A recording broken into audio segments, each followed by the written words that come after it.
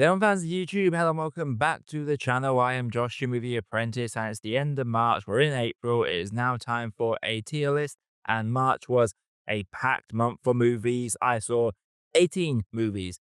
That's not even everything that came out. There are a couple that I didn't manage to see by the end, but gotta get this list out now. So here are the 18 films that I watched during the month of March. I am very tired. So let's just quickly jump into this. Breaking down the tiers, we have the must-see cinemas that are, well, I feel like you must see those movies. Physical purchase are movies that I would happily own physically. Glad I watched are films I think are good, but I'll probably never watch them again. We have the worth of stream, which are those. There'll be nice disposable background noise movies on the stream. Not for me. Don't like them, but I can see why others might like them. And then we have the do not watch, which I think are gigantic wastes of time. So without further ado, let's jump right into this. And we're going to begin with A Working Man, which is one that I need to review, and there'll be a review of it coming out later today after this video. Working Man is a Jason Statham action movie. You know what you're going to get. But in terms of the hierarchy of the Jason Statham is an average guy, but he's actually a secret badass kind of subgenre that keeps coming up. This will not rank highly for me. There are a number of flaws with this movie. The exposition dialogue is rather frustrating, and it becomes way too overcrowded with villains and opponents for him to come up against. And the timing of it felt very off as well. I feel like it has its fun elements, but doesn't fully commit to all the absurdities. Like there's some characters that play it straight. Then at some points you get characters that seem as straight out of Batman fiction that come along. For me, I would say that A Working Man was not for me personally, but I will be getting a review out of it because that did win the poll last Friday. So that's where A Working Man is going to go. Now, Black Bag, the Steven Soderbergh second outing of this year, a spy thriller that focuses predominantly on the interpersonal relationships with people that work within spycraft and how there is a level of trust in the relationships of distrust. And seeing this whole save the world plotline not be reserved for going round the world, it's very much focused in a central location as Michael Fassbender tries to figure out who the traitor is. And I absolutely adore the script in this and just seeing these intelligence agents just throwing jibes at each other constantly. I just thought this was a really good, fresh take on the spy genre. And it's one that I would say I'm definitely glad I watched, but I can't see myself buying physically because I don't seem to have loved it as much as everyone else did. But I did appreciate what it was trying to do. Now, Death of a Unicorn, I've just watched that. That was the last film I watched in March, and this was hugely entertaining. This is a film that has an absurd premise. I know it's an absurd premise, and it fully commits to that premise. It is basically just a fun little monster movie with a nice, healthy dash of the F the 1% and a challenging of the ethics of medical care. And I loved all the performances in this. The performances are what make it for me, especially Jenna Ortega and Will Poulter. They are all very good in this. Richard E. Grant is a lot of fun to watch as well. And Paul Rudd and Jenna Ortega demonstrate some very nice emotional moments in this as well. Just not my glass. That is my apologies. But we're just going to keep going with this. Death of a Unicorn, is it a perfect movie? No, the effects do get very inconsistent. But I would say for me, Death of a Unicorn is going to fit right into that physical purchase category, but will be at the bottom end by the end of this video by my estimations. In the UK in March, and this is a film that was worth its salt when it came to winning that Best Animated Feature Oscar. I thought Flow was a gorgeously independent movie that celebrated the art of independence. And when we're having a month where Studios Ghibli is being ripped off by AI, it's nice to see a film that is the dedication of a lot of work from an independent studio. Is it the greatest animated movie of our time? No, but I think it's a very gorgeous movie. And I do like how it got me thinking at the end of it. I just love the simple storytelling that was a very much a sensory movie to witness because it's driven heavily by the sound design and the score. Flow for me is a really good movie, and it is one that I would own physically as well. Now, I watch a lot of movies, and in The Lost Lands, I did not expect anything from this movie. It's a Paul W.S. Anderson with Mila Jokovic as the main character in this. but Dave Bautista was in it. So with movies that I expect to be bad, I go in and I give them a chance, prove that you're not going to be garbage. And in the Lost Lands, does not do that. It gives a nice world and nothing else. The exposition dialogue, the way cast exists just to die, the rushing from one to the next. Like Dave Bautista was trying his best and is easily the best part of this movie. But even he, it's a case of like, Dave, why are you doing this movie? I kind of feel he's just trying to do a film with every director possible. And Paul W. Sanderson can now be ticked off that list. But in The Lost Lands, it's just not a good movie. It's definitely not worth your time. This is going to the do not watch category. And what, the same for The Rule of Jenny Penn, like that film. Oh my god. The Rule of Jenny Penn is a garbage movie. I didn't know anything about it going in. I saw a poster. I saw a couple of pull quotes from very early reviews. I say it's a new icon in horror. It's just an old guy terrifying two other old guys, one of whom is the main character that is very dislikable, with a hand puppet baby, and there's nothing supernatural about this baby at all. It's just a tormenting, and it's the most incompetent care home facility I have ever seen in any movie. Like, genuinely, one character pushes a guy out of a wheelchair, traps another guy, and sexually assaults that guy's wife, and not a single peep from any of the care home staff. But the moment the guy in the wheelchair manages to stand up and hit the guy with a cane to stop him, suddenly, oh god, all hands on deck. There's like 10 people that show up. Uh, this is a film that is very fucking frustrating, but I have not reviewed it because I cannot bring myself to dedicate my time to edit and record and sound edit a review for that piece of crap movie. That is going to be a hard film to beat for my worst of the year. So maybe I'll do a full talk about it at that point. But until now, do not watch The Rule of Jenny Penn. It is garbage.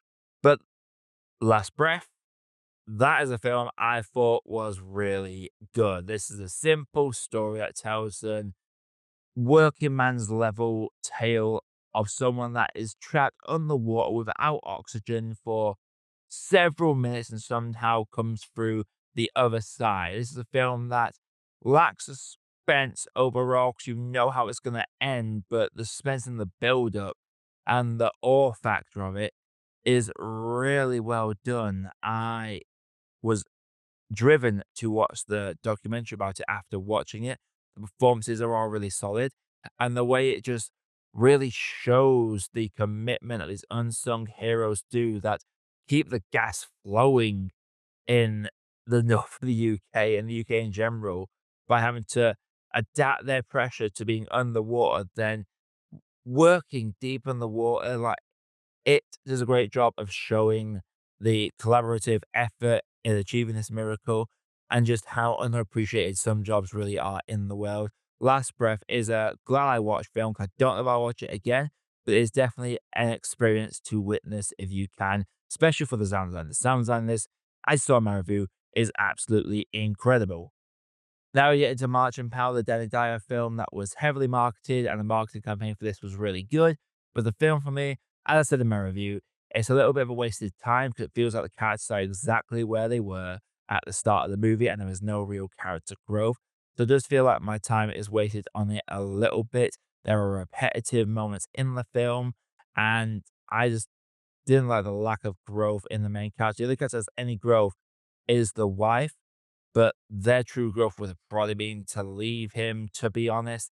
It's a fine movie, but in terms of like football firm movies overall, this doesn't rank highly. Hardly any of them ever do. The one that really sticks out for me is Green Street. It's the only one that ever really stands out as a decent firm movie.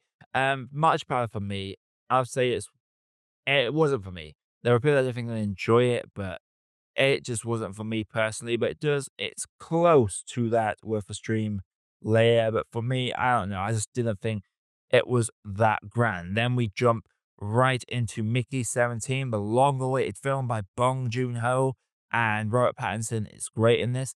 I love the story in this, but the way it forgets certain characters and just the way it pads out a little bit as well. Mickey 17 is a film that I had a great time watching.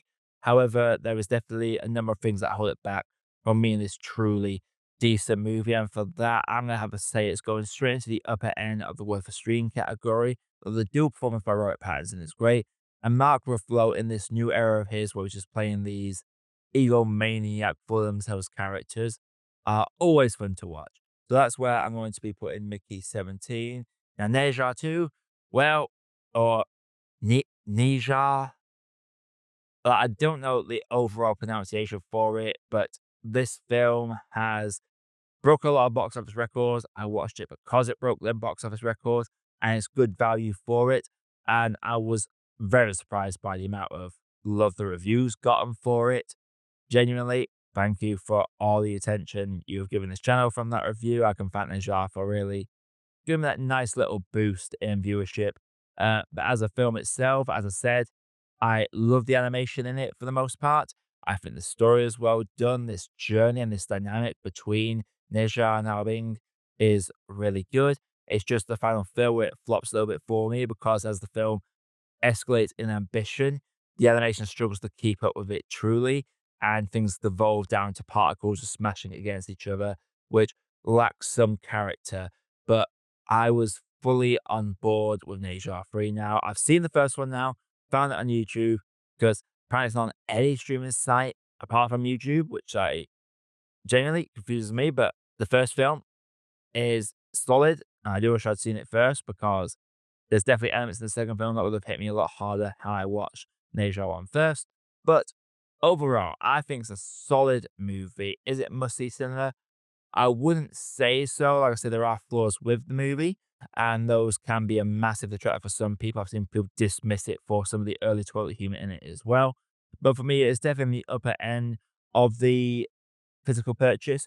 I do put it just below Flow, just because that's how they line up on my rankings for the year as well. Like Flow is very independent, whereas Nature 2, you could tell there was a lot of money thrown at this. So I just feel like Flow did slightly more with it. But Nature 2 is definitely worth a watch, especially the first one as well. Like you can watch them both back to back. It is worth your time. Now, jumping further on, we have Novocaine, which is a film that maximizes its premise. A guy that can't feel pain, that doesn't have any fighting skills, and goes up against some absolute thugs that have stolen his girlfriend. This is a fun movie. It has a ceiling and it does hit that ceiling. But in terms of a film, it's just there for pure entertainment value, for pure comedy value, and maximizing its potential when it comes to the premise. It felt very fresh. Novocaine for me is one that I would happily buy physically because it just does everything it needs to do supremely well.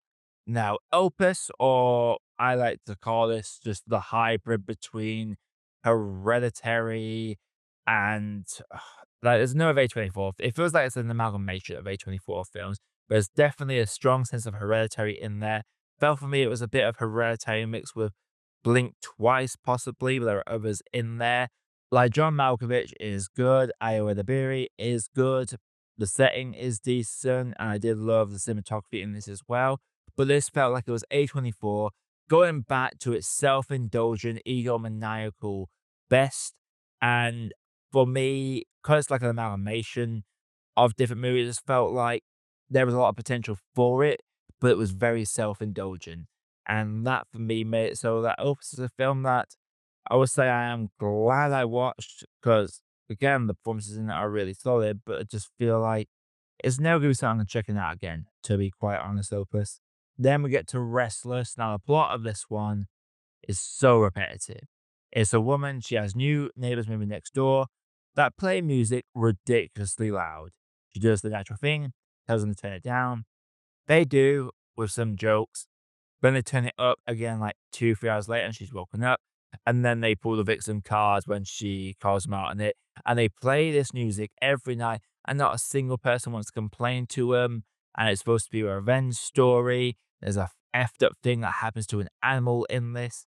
And to be honest, I just think by the end of it, the person got off way too easy. Way too easy. This film was repetitive and frustrating. Restless for me is an independent film.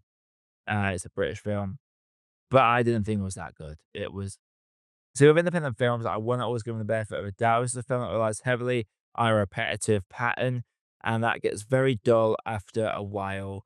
And the resolution, I wasn't 100% satisfied with the resolution, to be honest. So Restless was not for me, and I'll probably put it below March and Power because I had some frustrations with Restless. And then we jump into Snow White. Now, I see you in the comments. Where do I put this woke ass movie? Oh, the Ziegler are out. This is a movie that has been getting so much flack, so much hate. It is now the most hated movie on IMDb because of all the review bombers. Genuinely, if you have nothing better to do with your life, then make one whole film your personality, whether it be loving it or hating it. Start watching movies because this is a film that, like most other Disney live action remakes, is just it exists. It tries to do some different things, which I appreciate. And Rachel Zegler, I thought was good in it, but it's really not doing too much to write home about. And when we think of finales, the much I tried to compare between the original and the new one, the dwarfs chasing down the crone in the rain on that cliff edge sticks in my mind more than Snow White walks into town, sings, everyone's behind her, tells the guards their name, says, "You were this before the queen came along," and then everyone just turns on the witch. The dwarfs don't do anything. The prince that they changed to a scoundrel don't do anything. The rebels don't do anything. It's just some she says someone's name, they all turn on her, and the queen kills Stealth Eye, smashing a mirror. Like, it was a very lackluster finale. It's not for me. Like, it's worth the stream to be background. You know what? No, no, I'm gonna put on not for me because much as I feel like it's easy to stream on Disney Plus, I just feel like there needs to be a better standard for these live action remakes. There really needs to be because the dwarfs are nightmarish, and it's funny. The best Disney live action remakes arguably are the ones when they weren't making them all the time. Back in the early 2000s, they made a Peter Pan, like, live action remake, and that was really good. But it feels like 10 years later, they decide, "Yeah, we're gonna remake everything," and I am praying for Lilo and Stitch to be good. Like, tell us that story, but give us something fresh with it. I want that, but if the Disney live action remakes they very rarely work. Aladdin, The Little Mermaid, and Jungle Book definitely are the ones on top of my head that I feel like do work, but the rest not really, but let's keep going on this tier list 'cause we've got 4 more to get through. The Auto Knights. This is a Robert De Niro playing 2 roles film. It's another mobster film. Tells a true story of the downfall of the mob, and it is told mostly through Robert De Niro telling us what's happening, or characters on screen telling us what's happening through expository dialogue. There is a scene where one character is on TV trying to plead their case to the Supreme Court, and the rest of them that are in the pub are saying, "Take the Fifth Amendment," and then as soon as he gets tripped up by something that he has to walk out, they explain why it was a trip up, and this is a film that forgets the old adage of show, don't tell, so there's a lot of telling, and it ends up being a very boring watch. I was very bored watching this, even when it got to, like, mobster kills, those just came very predictably. It's a boring movie. It's probably worth a stream because it is Robert De Niro playing 2 roles. It's a lot of fun, but I don't think it was that good. And then we get into The Last Showgirl, which Pamela Anderson smashes it in. I think The Last Showgirl is a solid movie about seeing a woman who's fallen in love with a job, but her whole world's coming crashing down around her. And there's a great little family dynamic in there as well. And the way she bounces off her 2 colleagues as well. I thought Last Showgirl is a solid movie, that is worth a stream, but nothing more, nothing less. Then we have The Woman in the Yard, which I can't wait to review. That's going to be coming out tomorrow. This is a film that, for me, it was a big surprise. It feels like Blumhouse are trying again because I expected from the press it was going to be trash. And there are elements about it that almost hit that trash level. Definitely was a couple of the it's weird. There are some moments where the performances will be very rubbish, and then like 10 minutes later, they'll be doing a phenomenal performance. It'll be the same actor playing the same character, but the performance fluctuates. But I do really enjoy this movie, but there was a lot of stuff that really holds it back as well. But it's just nice to see Blumhouse trying again and not just phoning in their studio name. I'll say Woman in the Yard is a film that I am definitely glad I watched because I came out of it And the film student in me, the person that got a bachelor's in film and media production, is watching this and thinking like, I need to dissect every part of this movie. However, there is a level of weirdness to this that a lot of casual horror viewers aren't going to like. And then finally, Y2K. This is at the bottom of worth a stream for me because it is a trashy movie that gives a nice nostalgia for the late 90s, early 2000s. But it is, you can imagine having a lot of fun watching this. If you get a few of your friends together and have a few beers, smoke a little bit of green, and this could be a hugely entertaining film. Sober, this is just a garbage fire. But this is one of those films that you could just enjoy with a group of friends with a few beers in your hand. So that's why I would say that one's worth a stream. So that is my tier list for the month of March. Is there anything that I feel like is must see cinema? No. Despite all the films I watched this month, nothing is must see cinema. Every time I feel like I'm getting a bit too nice with my reviews or grades, I see the spread for this month. It's been a long month, and there's looking for movies for this month I need to get to that I'll probably put in my April tier list. But yeah, that is my tier list for the month. If you like seeing our channel, click the like button and subscribe for more video reviews that's coming all the time. And until next time, everybody, I am Josh, I have been Movie Apprentice, and I'll see you all in the next video.